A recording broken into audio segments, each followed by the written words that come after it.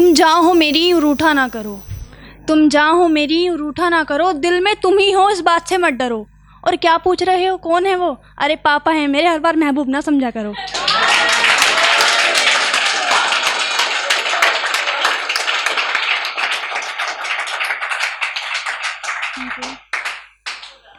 तो प्यार मोहब्बत दिल टूटना सब हो गया।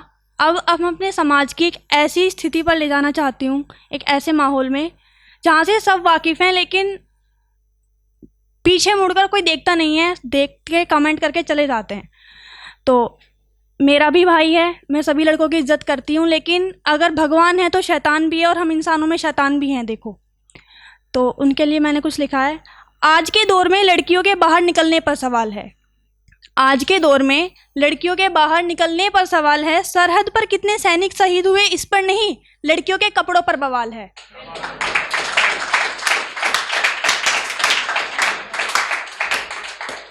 गौर करना, आज के दौर में लड़कियों के बाहर निकलने पर सवाल है। सरहद पर कितने सैनिक शहीद हुए इस पर नहीं, लड़कियों के कपड़ों पर बवाल है।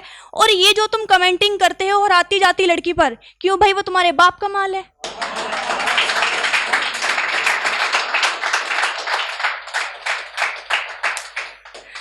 अब कुछ लोग कहते हैं कि लड़कियां क्रॉप टॉप पहनती हैं, स्लीवलेस कपड़े पहनती हैं, इसलिए लड़के उन्हें छेड़ते हैं। तो उस पर मैं कुछ नहीं कहूँगी, बस कुछ ख्याल है वो कहना चाहती हूँ।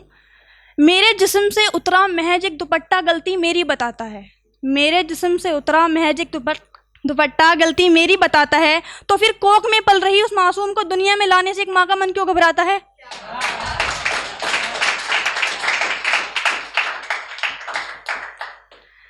अब कपड़े हो गए, अब आती है मेकअप की बारी।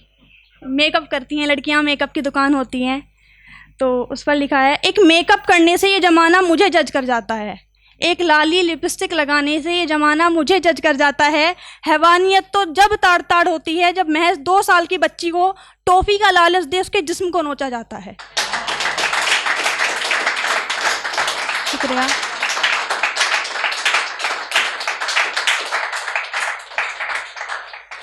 लगता है मैं सच्चाई कह रही हूँ, तभी आपकी तालियों से मुझे पता लग रहा है। तो अब जो ये काम करते हैं, जो ये घिनौना अपराध करते हैं, उनसे मैं कुछ पूछना चाहती हूँ। तो कहती हूँ, कर छलनी नोच खाते हो एक मासूम की आबरू को, कर छलनी नोच खाते हो एक मासूम की आबरू को। अरे एक बात तो बताओ, नजरें कैसे मिला पाते हो अपनी माँ से जिसने तुम्हें 9 महीने अपने पेट में रखा अपने गुरूर की तरह?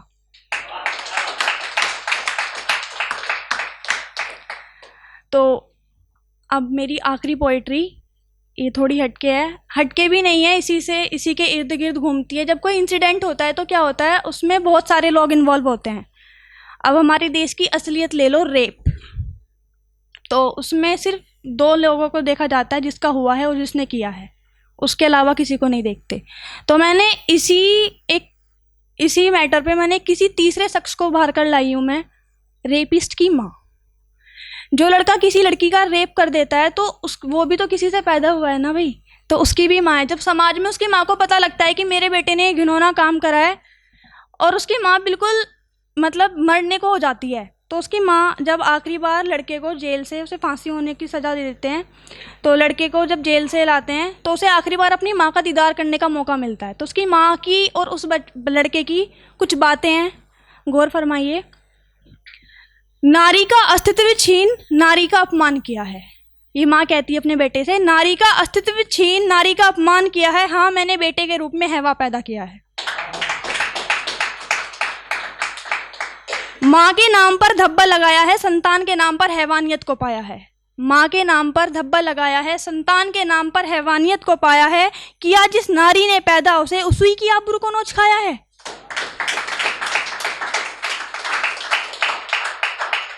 आज हर उस माँ को मेरे बेटे ने शर्मिंदा कराया है जिसने बेटियों को मार गिराया है। अब माँ कहती है अपने बेटे से, तुम जैसी संतान से तो मुझे निसंतान होना मंजूर था, तुम्हारी जैसी औलाद से तो मुझे निसंतान होना मंजूर था, समाज के इस बांझ नाम को सुनना मंजूर था। आज फिर समाज को बेटी ही हो ये विश्वास दिलाया है।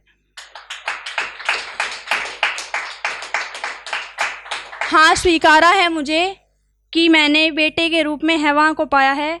आखिरी लाइन इस पोइट्री की, माँ कहती है अपने बेटे से, थोड़ी सेंसिटिव है, सॉरी ऐसे वर्ड यूज़ करे इसमें, कि इतनी तड़पन थी तो मैं तेरे पास थी, तुझमें इतनी ही गर्मी थी तो मैं तेरे पास थी, क्यों तूने दुनिया में मुझे शर्मिंदा कराया है, आज मैंने औलाद होते हुए भी खुद को बांझ बताया है।